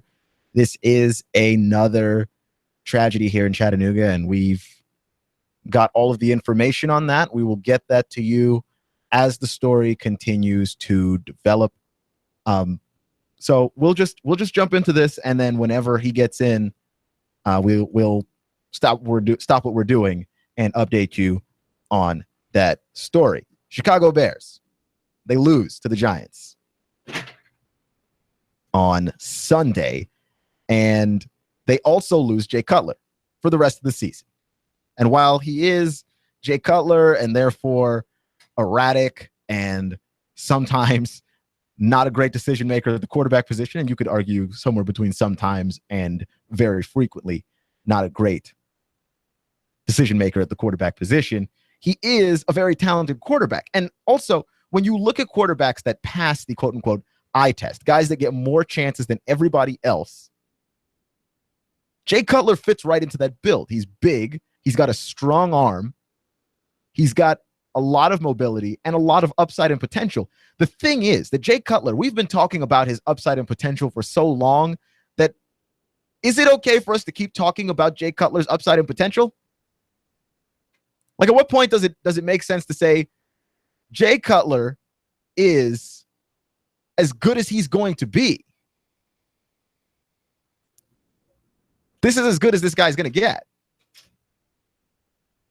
But even with all that said, and actually, here he is right now, our news director on the line, Russell Stroud. Hey, Russell, how are you doing? Doing good. How are you? I'm doing all right, but we've got some pretty troubling news over where you're at. Right. So on Tally Road in Brainerd, there's been a bus crash with 23 victims, and we can confirm right now that there are 6 children who died. The exact ages of them we don't know, but we know it's in the kindergarten through 5th grade range. So from 4 to 5 to about 10 to 11 is the age range that we're talking about. And Blood Assurance just closed at 7 o'clock. They were asking for donations. They stayed open actually a little bit later than 7. And they had lines going out the door, people donating blood for the cause. Erlanger Hospital gave out a triage alert. There were doctors rushing to the scene at about, I wanted to say about 4 o'clock is when the call went out. And by the scene, I mean the emergency room waiting for inpatients. And there were quite a few. Again, 23 victims. 5 of the children we just learned died on scene at the bus. And a 6th died in the hospital. And that's the latest that we have so far. Okay. Thanks for the update. What does the scene look like? I know that there's a lot of media over there because I've been reading reports from reporters from Nashville in the area. And I know that the scene of the bus itself is a pretty scary scene to think about. What does the scene look like? Well, insofar as the pictures that we've gotten, I've not actually been to the scene itself proper because they've actually cordoned off the area. There's sort of a press area, but it's not really big enough to call a press area. There's, I think, 1 or 2 people there right now. Most everyone's left by the time that we're talking right now. But actually, it's worth noting Russia Today picked up the story, so it's hit international. But insofar as the scene, it looks horrific, to put it in as few words as possible. The bus hit a ditch, it looks like, and then careened to the side, the right-hand side, and sort of got folded in half by a tree. After it hit a tree, it laid on its side, and then the bus sort of hit that tree and folded in half. If you can imagine a bus that's on its wheels like normal, and then picture the front side getting folded up and over like you're folding it in half, that's sort of what it looks like, but laying on its side. And you can imagine the sort of injuries that would cause. Are any parents or guardians or anybody who would be distressed in the area, or have those people been moved to another place? I know there was a chaplain in the area too. The police department chaplain was brought in. Are the family members around? Yes, family were on scene. They were taking the uninjured, of which there were 12 uninjured children, away from the scene. One of the children was on television talking about what he saw, and it was hard to watch. He had blood on his jacket. He was telling the news crew that he had lost his shoe. One of the children said that he saw his friend who had a broken arm. So obviously the injuries there are horrific and something no child should have to see. But yes, parents were there on scene taking children away. Most of them, though, were taken either via life force or by ambulance to the hospital, to Erlanger, which has, of course, the greatest trauma care center in our area. And I have been hearing updates of this story in the national media. I heard the update at the top of the hour. CBS News has taken this. So like you said, it has gone international. What kind of scale is this tragedy-wise in Chattanooga? Because you've been covering Chattanooga news for a while now. In terms of scale, it's pretty big. It's hard to put, because this is sort of an emotional thing. It's hard to detach from that and say quantitatively it's big, but it's not nearly as, in terms of casualties, it's almost as big as July the 16th, believe it or not. But it certainly is emotionally. The impact is much, it's very, very big. It's more the emotional impact than it is the quantitative, the numbers of it. This is a very bad car wreck, and there are a lot of families involved, a lot of people that possibly even we know. Everybody in the city was there. I don't think Mayor Andy Burke was, but the county mayor, Jim Coppinger, was there basically ASAP. The interim school board head, Dr. Kurt Kelly, was there as well. So everyone sort of rushed to the scene to see what was happening. Lots of people were seen walking away crying. This is, in terms of scale, this is, I would say, one of the bigger things that I've seen so far working news media in Chattanooga. That's been a while. Chattanooga city officials, what's the word from them on this event? Well, so far it's been what you would expect, the thoughts and prayers messages. You know, we all see them, but it's necessary that they go out there. County Mayor Jim Coppinger was there offering his condolences. Police Chief Fred Fletcher was there. Also, the Assistant Police Chief Tracy Arnold gave a press conference. The mayor, again, as far as I know, and I could be mistaken, but as far as I know, the mayor has not been seen. He's probably going to be giving a press conference in just a few minutes or tomorrow. There's a press conference at 7:30, which was supposed to have happened already but hasn't yet. That's at a city building on Amnacola Highway that hasn't happened yet. But the response has been pretty amazing, actually, from city officials and even beyond. You may remember Chuck Fleischman, who's from our area. He's now a congressman. He gave out a statement, and leaders from the Tennessee Emergency Management Agency called it a mass casualty incident, and the leader of that gave out a statement about it as well. So far as the messages, they've been pretty standard fare for what happens in an incident like this, but certainly they are heartfelt and very much necessary and wanted. Thank you, Russell, for being on the scene. Anything else that you've noticed that might be worth knowing for the audience? Right now is obviously the families need your prayers. The children knew as well. They're in the hospital right now, and they're very young, ages from 5 and 6 all the way up to 9 and 10. Very young children who need your prayers right now. The families as well. In terms of news information that you're going to want to know, there's going to be a news conference coming up soon that we're going to give. It's on Facebook. Go to our Facebook page and check out information that we have there. Hot News Talk Radio AM 1240 on Facebook and on Twitter as well. We're giving out updates and on the air here too. Listen to our morning news, and we'll give you all the updates that we can here on Nooga Radio. And we're talking to Russell Stroud, our news director here at Nooga Radio. Thank you for what you do in terms of getting the news to people about anything that's happening in the greater Chattanooga area. We definitely appreciate it. Absolutely, Keon. Just doing my job. Keep it real. All right. You too, man. Bye-bye. So that's all of the updates that we have so far. Again, just an absolute tragedy here in Chattanooga. The bus that flipped in the Brainerd area on Talley Road, 6 confirmed children dead, and the number could be higher than 6, but that's what we have right now. New press conference was supposed to happen at 7:30. If you want to see any updates from that, keep that locked in to Hot News Talk Radio. Go to our Facebook page. I recommend doing that because we put out a lot of our news on social media, and I know we're not the only media organization out there, but we're the only media organization giving you this multi-layered multimedia approach where you can listen to the radio, you can tune into this show, you can find out news updates from here, you can find out news updates from our Facebook page, you can find out news updates from our Twitter, our Nooga Radio Twitter. Hot News Talk Radio is our Facebook page. Go on and check that out and so if you want to know more about this, what I'm saying, we've got you covered, but you've got to go and check that out right now. And of course, the TuneIn Radio app, if you just can't find a way to listen to the station in any other way and you're on your mobile device or whatever, go ahead and get that app for more updates on this tragic story as it continues to develop here on Nooga Radio. This is Clutch with Keon Rose, primarily a sports show, but we had to take a second and talk about that. And I'm just going to add on top of it too, thoughts and prayers to those families who are suffering right now and to the children who have been traumatized by this particularly catastrophic event.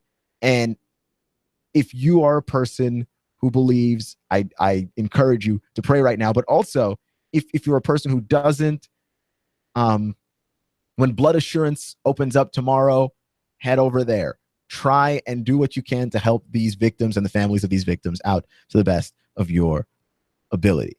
So we're gonna slide rather undelicately back into sports. And it feels wrong doing that, but like this is the job, right? Jay Cutler and the Bears. Where does he go after this? Because Jay Cutler is a guy who I feel like this is as good as he gets. You're not going to see a better, more improved, shinier Jay Cutler. This is the guy you've got. And so Chicago kind of wants to remove themselves from this. Now, I see that as somewhat foolhardy. I think they do need to try and get a quarterback of the future, but you're already paying Jay Cutler a lot. Go ahead, I think, and draft a quarterback. Try and find a quarterback in the NFL draft and see if you can't find a person to replace Jay Cutler. You're already paying him the money. Let's get that guy out there and just allow him to do what he does. You know what Jay Cutler does. He's a gunslinger. Okay? He shoots from the hips. He doesn't necessarily survey the situation clearly before throwing the ball. He throws into double coverage. He oftentimes throws into triple coverage because he's got a strong arm. And guys with strong arms sometimes make poor decisions because they feel like they can beat the coverage on arm strength. Brett Favre was another guy like that. Brett Favre is what happens when that goes right, though. Brett Favre also had a quarterback's personality, the way we like a quarterback to be, with the good demeanor, the smile, the jokes, the fun. Jay Cutler pouts. So, yeah, his time in Chicago is over, and the Bears never really got to the heights that they thought that they would with him. And I think that Jay Cutler might still be a salvageable quarterback, but he needs to play in a system that really works for him, or a system at least with a lot of talent around it that can be taken advantage of. And so where does Jay Cutler go next? If you're the Bears and you trade Jay Cutler or you release Jay Cutler, where does Jay Cutler go next? Where's actually a good fit for him? Who actually wants Jay Cutler? Who could look at their quarterback right now and go, Jay Cutler is better than this guy, right? There are a lot of places that do look at their quarterbacks right now and go, yeah, we could probably use Jay Cutler. If you're the Rams, I'm not saying give up on Jared Goff, but he has to be better than Case Keenum. So you've got that. You're the Browns. Anybody is better than what you've got going on. Between Cody Kessler, who got a concussion because the offensive line just can't seem to protect anybody standing back there, Josh McCown, who is Josh McCown, and Robert Griffin III, who thinks he can walk through linebackers. You've got those three guys, and it's just not working out. Jay Cutler could be better than any of those three. If you're looking around the league, you look at Jacksonville, you hear the word that people are talking about moving on from Blake Bortles.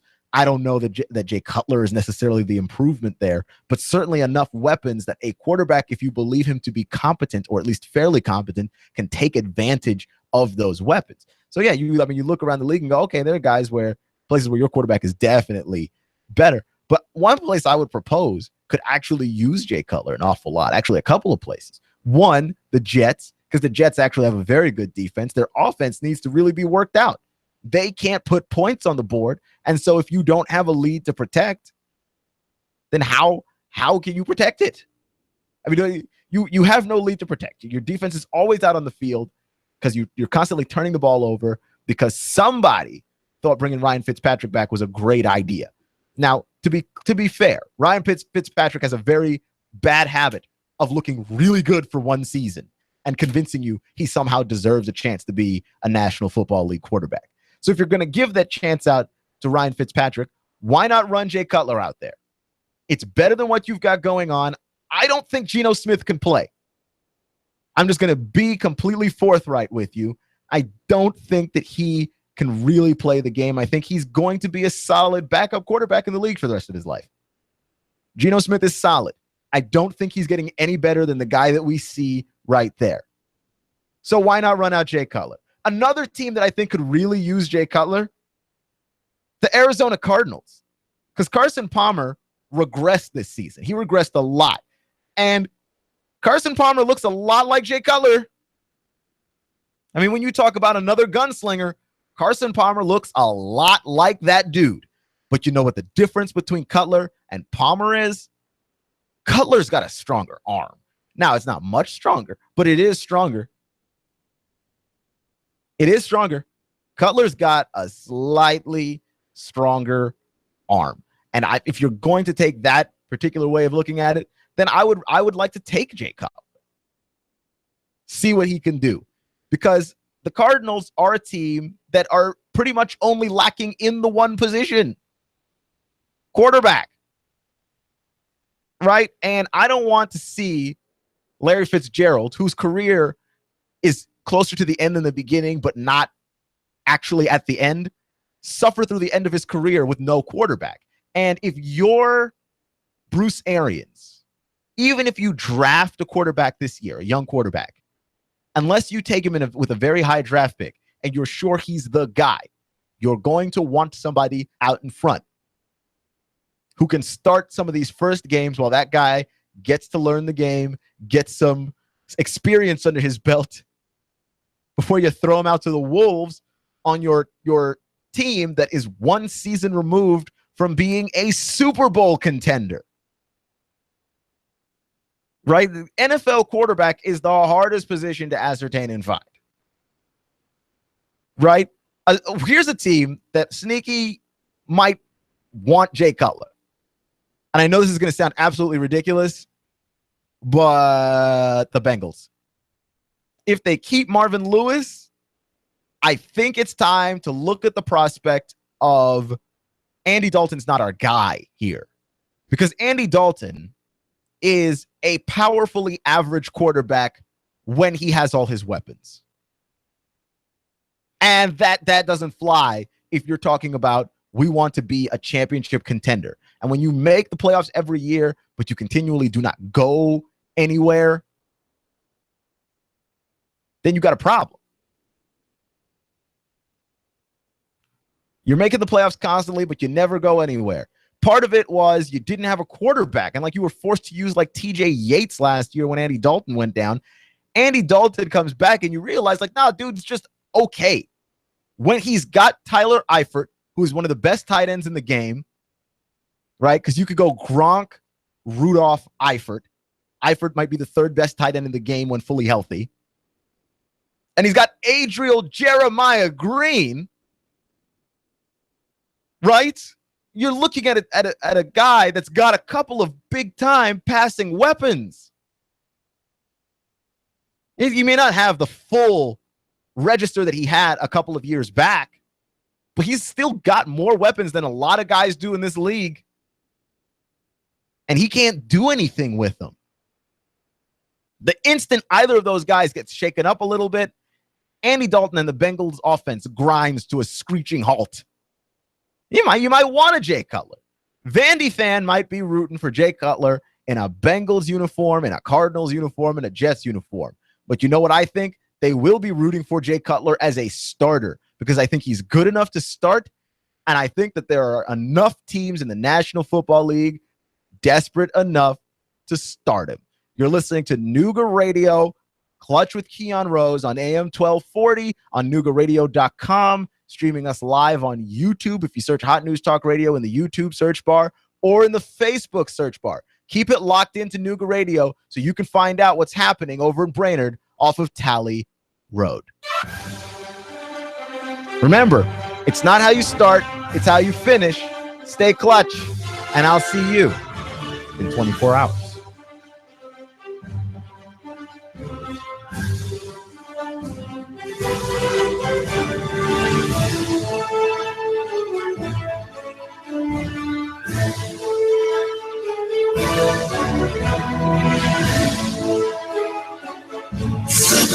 You give us 12 minutes and 40 seconds, we'll give you Chattanooga and the world.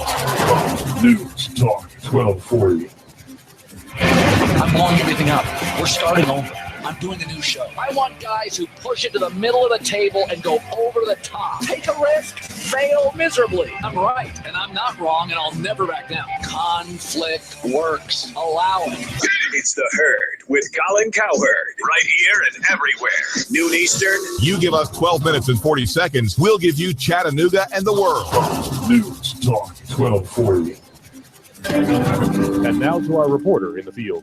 We asked Ray at Ray's Plumbing what's important for homeowners to know. Some field line systems can cost upwards of $10,000. The bottom line is to save yourself money down the road. I would definitely recommend everybody with a septic that is not on county or city sewer to have an inspection done by a qualified professional. It'd be great if nobody did inspections on them for all plumbing companies. That's what we do to make a living. Not to scare anyone, but it should be in the back of your mind. The danger is the field lines failing and costing thousands upon thousands of dollars. AM 1240 Hot News Talk Radio with your chance to win $124 in cash and $124 in food every week with the Hot News Talk Radio 1, 2, 3 NASCAR contest. Hot News Talk 1240. All you have to do is guess who's going to be first, second, and third place in the upcoming NASCAR Sprint Cup race. If you guess it, you'll hear your name live Monday morning at 11:30. Then call AM 1240 Hot News Talk Radio to win. Enter your guess right now at Rick Davis Gold and Diamonds, 5301 Brainerd Road, Chattanooga. Diesel Off-Road Technology Sonny Daisy for your four-wheel drive and truck needs. Stuff and upholstery with premium rubber foam. Amigos Mexican Restaurant next to